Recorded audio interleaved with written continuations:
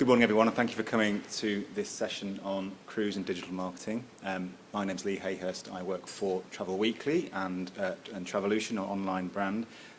This session was born out of a previous session we did earlier in the year with our main speaker today from Propellernet. We got him in front of a number of cruise lines and did what actually turned out to be a bit of a masterclass. The cruise lines themselves, I think, went away having learnt quite a lot from a search specialist, and ever since then, Stefan, who I'll introduce to you in a minute, has developed quite a passion for this subject and has got some interesting views on how cruise is or is not successfully promoting itself online in particular.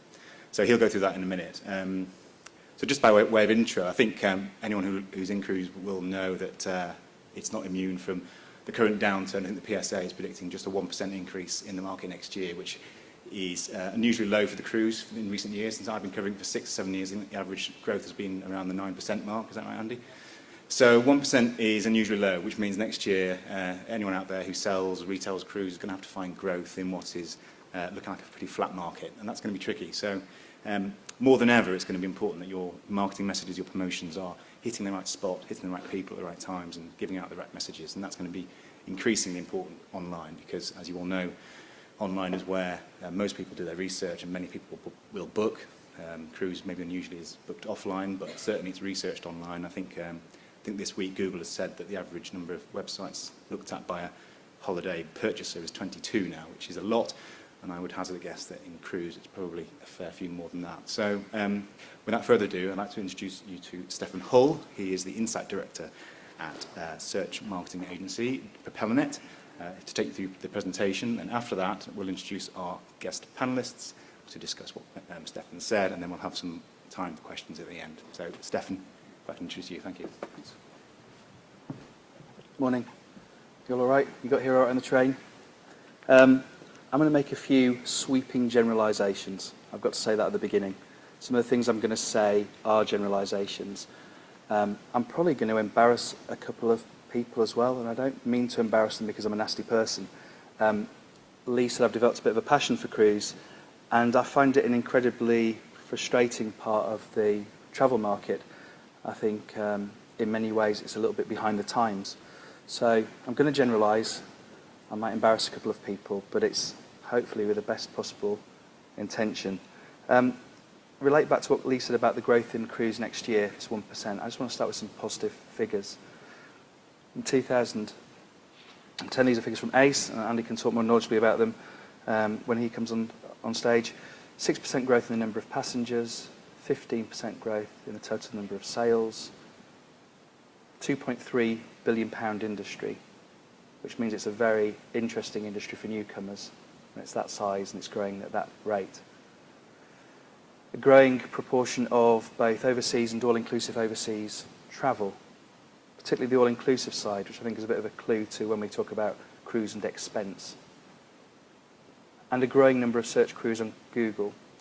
Obviously, the spike that you'll see in Q2 for 2010 was our friend Astrocity, however you want to think about it. But generally, you see the trend is upwards. And I expect, even if the growth is something like 1% next year, that sort of growth in the number of queries made, cruise-related queries on Google, will go up by roughly this amount again. It's the way the world is going, okay? And if there's anybody in the room who thinks it's not the way the world is going, you're probably in the wrong session, or we can have an arm wrestle afterwards to decide it. I just want to think about 4 things today. I want to think about how people consider cruise, how they actually get to the point of thinking, you know what, maybe a cruise is for me. I want to talk about how they evaluate. Lee mentioned the Google stats about the number of websites visited. I want to think about how people evaluate cruise lines and agents. I want to think about how they buy. And I want to think about how they advocate and how they enjoy. Advocate, I think, is particularly important. A lot of cruise lines that I speak to are particularly fixated on social media, which I think is somewhat of a red herring in many ways. So I want to talk about social media towards the end of this. It's not going to be a search marketing specific talk. It's around the opportunity online. So in terms of considering cruise, 4 areas. I've had this conversation with Andy before about what does new to cruise mean, and I think for a lot of people, unfortunately, don't really know what it means. I think we've really got to fix on these people who aren't currently cruisers but could be in the future. And I think that's quite a broad spectrum between people who aren't quite sure if a cruise is for them, or a sort of thing that a cruise could be for them, but they aren't quite sure what that will mean in practice. So I think we need to focus there. But I do think we need to pay some attention to this group at the bottom as well, the people who've been cruising and will never go again. Now, I wonder the extent to which people will never go again is somewhat related to the fact that the cruise industry has probably been bad in advance of them going at articulating what sort of cruise they should go on, what sort of ship they should go on, what sort of experience they're going to enjoy. So I think there are some clues there, and I think part of what we need to do is look backwards to why people don't come cruising again, as much as looking forwards to those who could be cruisers in the future. Perceptions. Most people think of this, a cruise is about a big white boat. If you're lucky, it's a big white boat and a climbing wall. If you're really lucky, it's a big white boat, a climbing wall, and one of those surf things that you can sort of stand on in the water and not fall off, or fall off in my case. You drill down and it's about different things like expense, formality, how restrictive it is to be on a cruise, and the fact that cruise is for old people like me. Well, actually slightly older than me, more like Lee, actually. This has come from Telegraph research. I'm just going to reuse some Telegraph research that was done quite recently. The main reason being, we can all create lots of research, but actually I think cruise now is about taking some action. So I'm using this Telegraph research just as a sort of shorthand for where some of the issues are. So expense. If I was to put expensive cruises into Google, what do you think would come up? Feel free to participate. Silver Sea? Okay. Anybody else?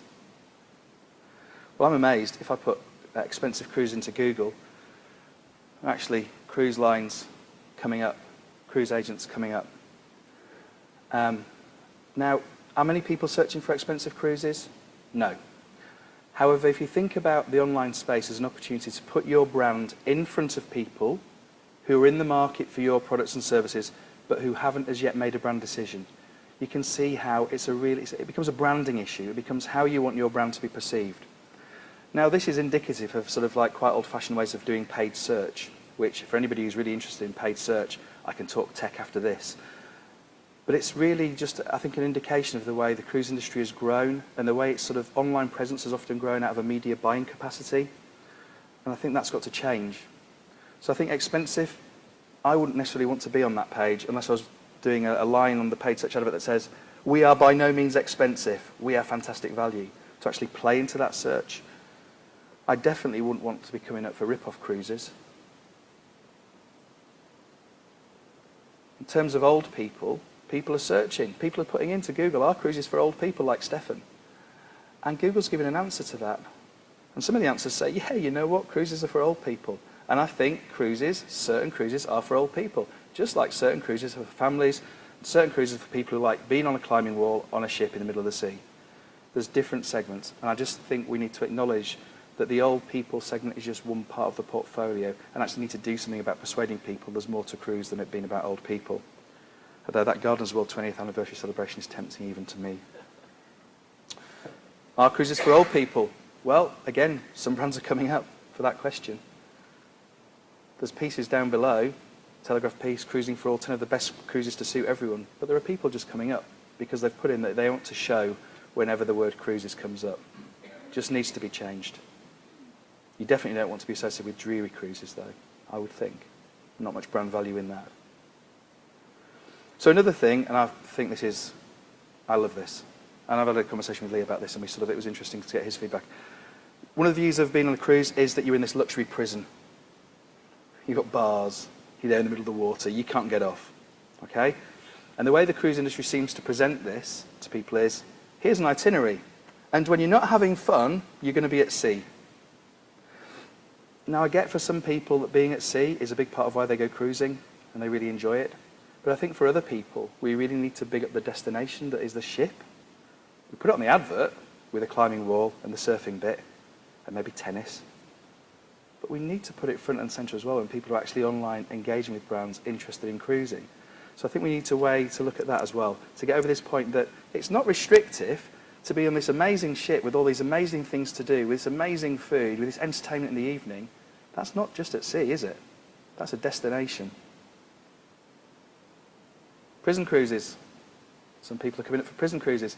I think Alcatraz cruises probably deserves to be there because that's what they do. But again, I wouldn't necessarily want to be in that space. It's not really putting my brand in front of the right people at the right time. Here's another big one, what to wear. I love this. This is obviously worrying people. This isn't just like what to wear on a cruise. This is like what to wear on a cruise in November, what to wear on a cruise in the Mediterranean, what to wear on a cruise formal night. Okay, people are searching for this information.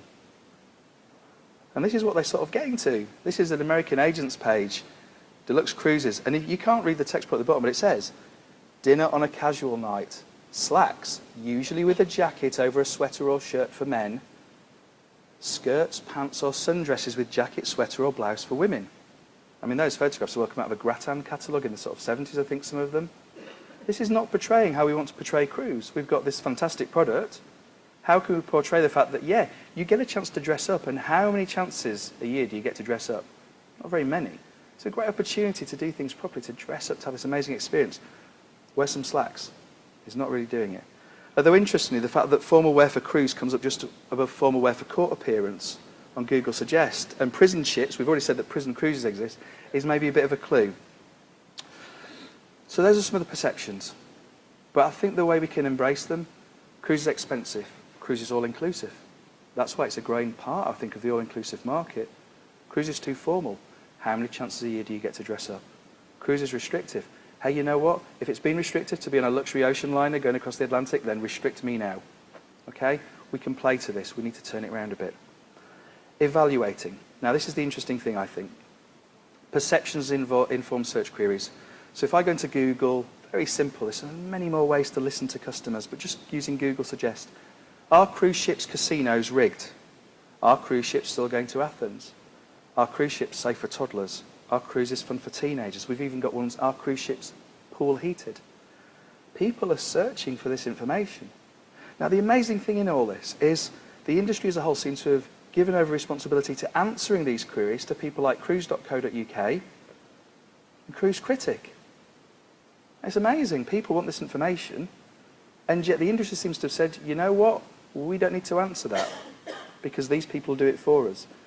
But these people are another area removed from your site, from your agents, from the people you want to sell your cruises. I find it amazing. I find it particularly amazing because of this. We all know cruise can be difficult to buy online. Cruise can be difficult to book full stop.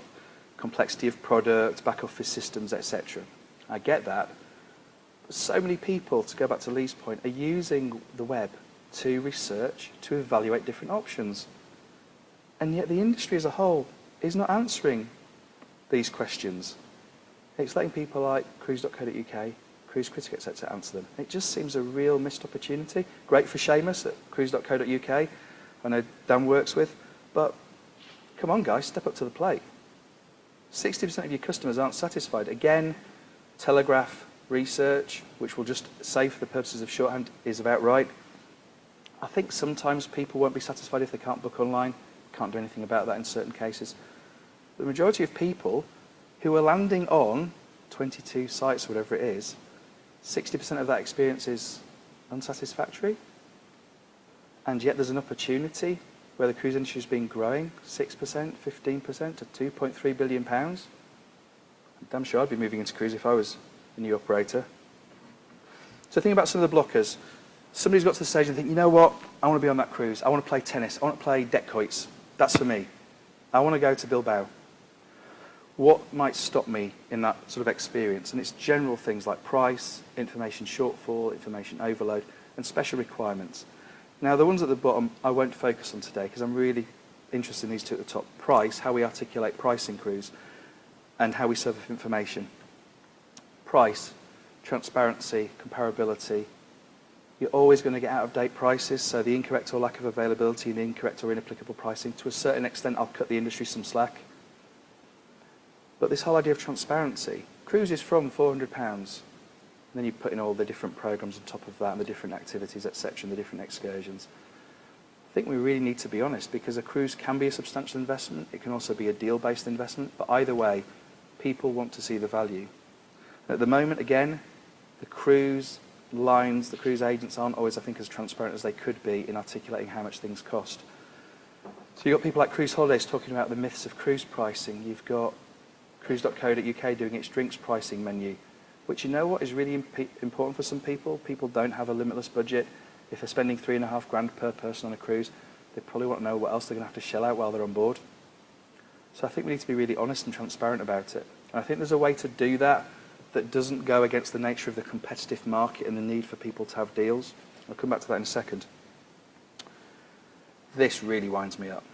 This is why I get passionate. This is why Lee says I've got an interest in this. Information shortfall. I work online, so my view is, wow, there's this thing out there that you can put so much information out on. You can put video, audio, infographics, great feature content, great images, and it's out there, and yet people are still complaining that there's a lack of information. And the one at the bottom right really gets me, inferior to a brochure. Because the cruise lines would like to stop printing as many brochures, but the agents will keep saying, no, we need brochures. And part of the reason they'll say is because your online experience is inferior to a brochure. How can that be the case? I know how much some of these cruise lines spend on brochures. It just seems ludicrous that there's not better content on site. So the cruise lines can then say to the agents, you know what, we're not going to produce as many brochures this time because we've invested on the online experience. You know it's important. This is from the cruise show in Birmingham. This is the itinerary. We all have different tastes and requirements, so get on the right ship. Uncover the hottest itineraries and destinations. Deliver fun for the whole family. So the industry's put a lot of time and effort into an event in Birmingham where people who are already interested in cruise, who pretty much know they want to go on a cruise, are, but it's not doing the same online, where people are thinking, is a cruise right for me? It just seems, again, counterintuitive. I think this gets in the way. A lot of cruise lines particularly have operations, head offices in the States or are based overseas. I think offline you can make things very culturally specific. Online, I'm getting bored of seeing videos with American voiceovers. I'm getting bored of hearing Americanisms. I think it's a difficult one.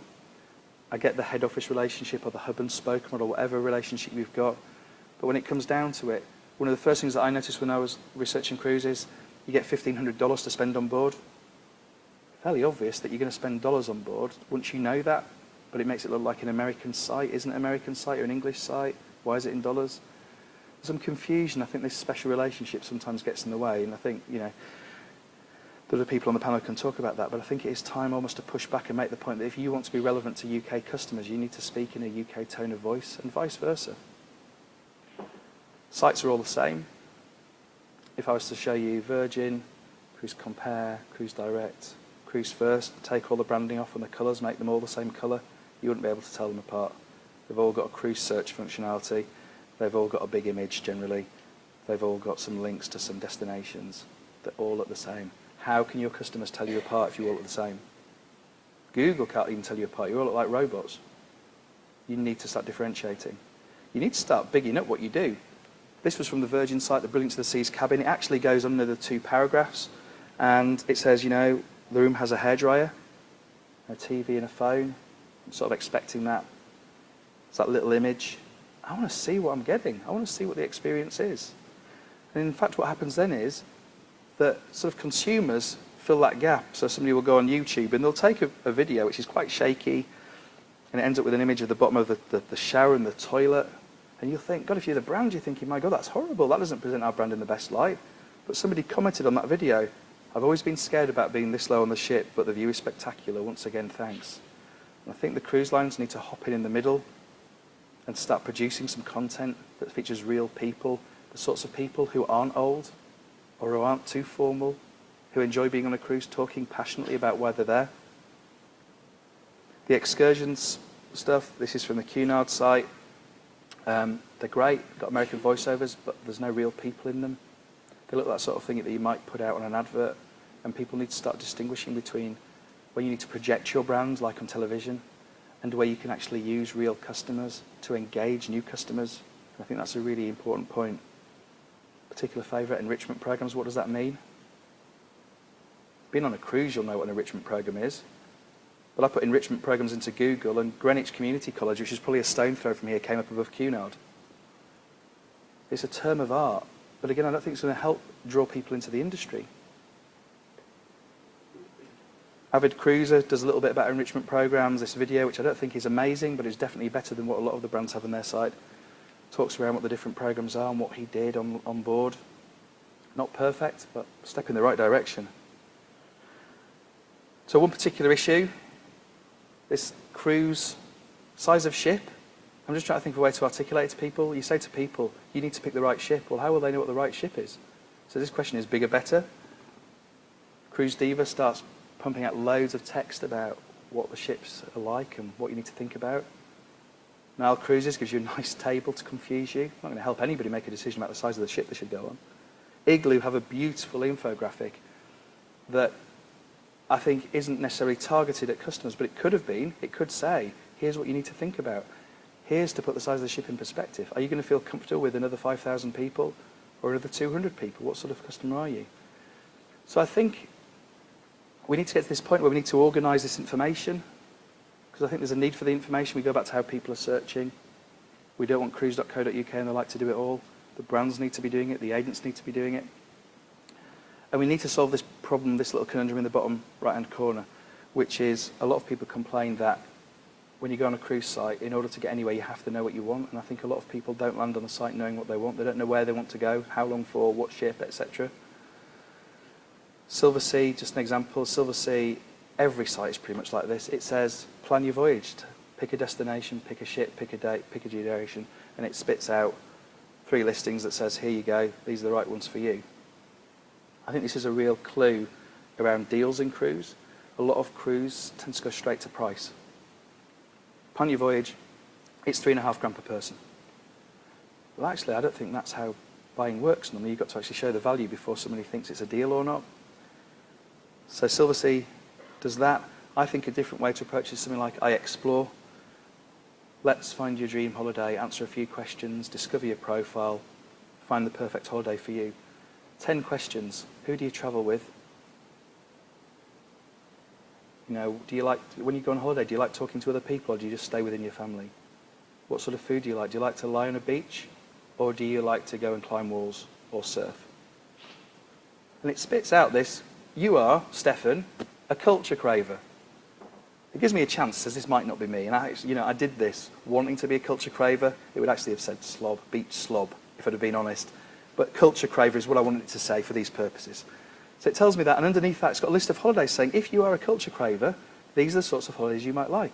So why can't we do that in cruise? Do you like big crowds? Do you like formality? Do you like visiting ports? Do you like excursions? You need to go on a cruise to the Norwegian fjords. Why are we helping people make those decisions? And I don't think that particularly is difficult to do. We're getting to the end. I do bang on sometimes, so I'm checking the watch now, but I've got about 5 minutes.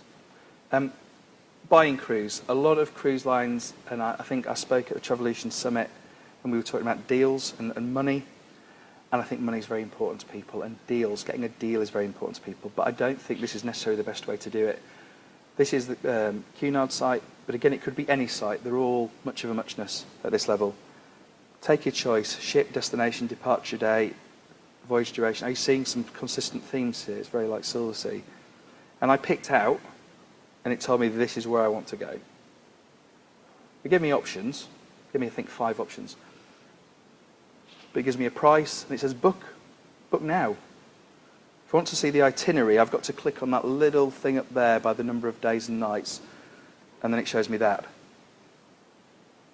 Now, I think if we're going to get over this idea of price sensitivity in cruise, we need to spend a lot more time. I think this is where the lines and the operators themselves can play a massive part of building expectation, of building excitement, of saying, this is what you're going to experience. This is the restaurant you're going to be eating in. This is what you're going to be doing during the day. This is the places we're going. And it's only £7,300 per person. But do it that way around, rather than saying, tell us what cruise you want, and then we'll tell you how much it is. I think Royal Caribbean came out earlier in the week. Lee was saying to me, and a piece about saying the importance of agents in all this, how agents fulfill a crucial role because they are the people who can sell the cruise effectively. So I get that, and I agree. So the agents are doing that. Cruise.co.uk and the like are answering all these questions. So what are the operators doing? What's their role in this? And I think their role in this is to help get over some of those perception differences, to excite people about cruise. Because I think it is genuinely an exciting product, and I think that's why it's moving at the rate it is. Last little bit, enjoying and advocating, social media. I love social media. I love social media when it's well thought out. I don't love social media when people say, can you build us a Facebook page? Okay? Just some interesting things about social media. Is social media Facebook? Well, it could be. Depends what you want. Depends if you want to engage customers, depends what resources you've got in-house, depends on how you want to present your brand, you want a customer service channel. Really interested by Royal Caribbean's Facebook page. I actually can't see it until I like them, which to me feels a bit counterintuitive. I went there genuinely interested to find out what that community was like and whether I'd want to be part of it, but I can't see that until I like them. Again, social media is about engagement, engaging your customers as peers, etc., etc. So that was quite interesting. Carnival Cruise Line, 42,000 followers, slightly more than me on Twitter. But again, I'm interested to know, is it a customer service channel? Is it a sales channel? Is it a way of connecting customers? Is it a way of promoting activities? Is it an upsell opportunity? So I think rather than getting fixated on Twitter or Facebook, what do we want from social media? How do we want to engage? Is it blogging? I think Peter's blog's fantastic. I think it's a great example, and I think he's a great ambassador for Cunard. I'd love it if I was to book a holiday with Cunard, that the picture of him came up on screen saying, "Thank you, Stefan, for booking with Cunard. You're going to have an amazing time. The Queen Elizabeth is a wonderful ship. You're going to go, oh, amaze me. You know, amazing." I want to see that there. His blog's great. This guy, James Cusick, he's only been blogging since relatively recently. I know nothing about him. Somebody in the room could say, well, you know what, he actually works for Cunard, or he works for so-and-so. He talks with more love on that blog about cruise than any of the brands, any of the lines. And the woman over there, Jane, she's got a blog called 40 Countries Before I'm 30. She's trying to do 40 countries before she's 30 years old. She's doing really well. She's up to, I think, about 32, 33. She talks knowledgeably about travel. She's got lots of followers who are interested in travel. She's talking there about business class travel. She's passionate. She's knowledgeable. Why aren't we engaging more with her? She can put us in front of people who might be interested, who might say, you know what, I never knew that about cruise. I always thought you had to dress like a penguin and sit on the right-hand side of the captain, but it seems there's more to it than about that. So I think blogs are really important as well. Reviews, TripAdvisor in the news again this morning. Did you write that piece? Yeah. Reviews are going to be absolutely crucial moving forward. People talk, whether they do it on another site or your site or over the garden fence or on Facebook, they do it, and I think the industry as a whole needs to embrace it. And I think you need to get to this sort of point. This is the only part of the presentation where you'll think like, oh my God, he's pitching. And I'm not. We work with Westfield London, and they've spent a lot of time building this brand at Westfield London and now in Westfield Stratford City. They're very proud of their brand. And, you know, as proud as a Cunard, as proud as one of these other established brands. Mademoiselle Robot, who I'm sure you're all familiar with, is a fashion blogger. She was given a camera and taken around Westfield and asked to put together her key trends for autumn-winter 2011. She did a video. It sits on the Westfield site. They're very happy with that it's her video, not professionally produced. She's then put comments on her blog saying, I went around Westfield, it was an amazing experience. Here's a link to Westfield. Her followers are now looking at the Westfield site. They're voting for her as the best example of an autumn-winter 2011 trend. It's just an honest relationship. And it's just handing over some of that protectiveness to people. Now for the grand finale. I bet you, Cruise, you get sick of seeing references to Titanic. The grand finale is, other people come up and talk now. All right, so thank you. I hope that's useful.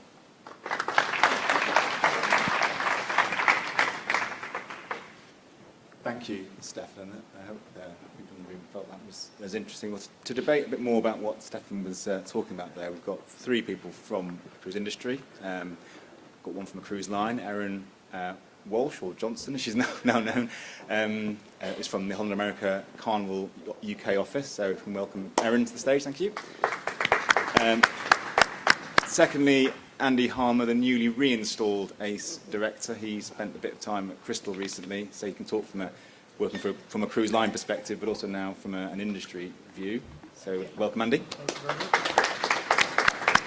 And last but not least, we've got Dan Kaplan from CWT Digital, a tech firm that was behind some of the sites you saw there, like cruise.co.uk and NCL. So Dan, thank you. Now, as I said at the beginning in the introduction, this session was born partly out of an earlier session we did with Propellernet with some cruise lines. Both Erin and Andy happened to be there, Andy with his Crystal Cruises hat on at the time. So I just thought maybe we'd go to them first, and having having heard Stefan now on 2 occasions, probably have some views on what to have to say today. So maybe if we start with Andy first. Now you can talk on behalf of the industry as a whole now, and you're not faced with a particular cruise line. What's your general assessment of how cruise is being marketed and promoted online as we stand now?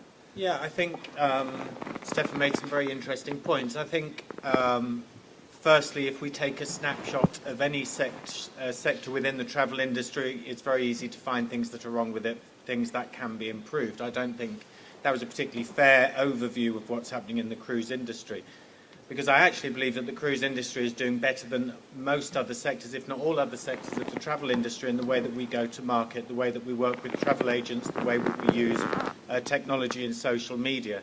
If you take somebody like John Hill, for example, who blogs for Carnival Cruise Lines, he does so much to improve and recognise that some people don't understand what a cruise is like or what a cruise experience is like. And actually there's been so much investment by all cruise lines, the whole industry, in getting across to the UK consumer and to the UK trade what the experience is like, the benefits and the negatives, and helping them and guiding them to choose the right cruise. So I think we need to be fair and balanced in how we approach the cruise industry's approach, if you like, to marketing and digital and social media.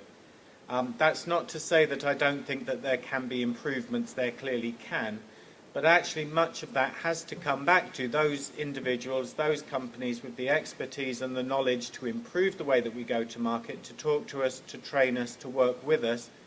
And I think that that relationship is really important. We have, as we all know, an industry, a travel industry that like all other industries is going through a difficult time, and we will continue to find it difficult, I think. And I think it's important that we work with companies who have that knowledge and expertise so that we can all come out of this the other side with a growing industry. So I think, Stefan, you made some very good points. I also think that you probably looked at 1% of what we do as an industry. Do you want to come back on that, Stefan? I disagree. But I think that's the whole purpose of having debate as well. I think Andy's right to the extent that I started by saying sweeping generalisations, and it is a snapshot. And I think it is always easy to stand up there and pick out the bad parts. As I said, I think I just get frustrated that I think it could be so much better, and that's why I think, me and Andy have been talking about working together in future to pass over some of that expertise, because I genuinely do believe that there's a fantastic opportunity to improve, and I think it's important to work with people who are willing to share that expertise. So I think we'll agree to differ, but I think at some point we'll meet in the middle and have a hug. Erin, Stefan picked up on the special relationship concept of a lot of lines being US-based, and you are one of those absolutely, lines. so. And the 2 brands that I look after, Carnival Cruise Lines and Holland America Line, definitely do fall foul of that special relationship, because we have our websites that are mainly geared towards our US markets, because that's where our core market is.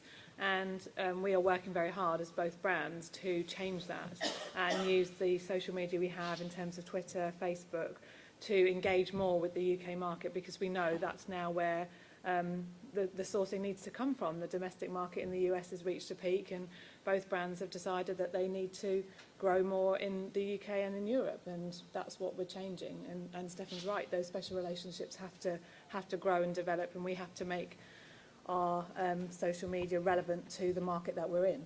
How much control do you get in the UK office over your website?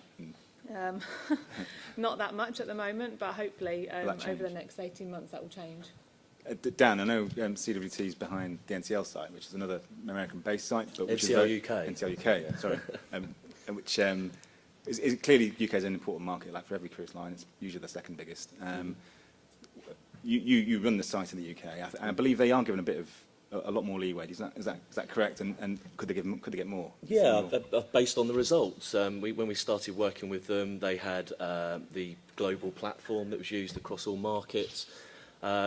We were initially in there just to do a bit of a redesign and make it a bit more UK focused. But what's happened over the last couple of years is now the booking technology, all of the content, all the CMS, the marketing, is everything's done out of the UK.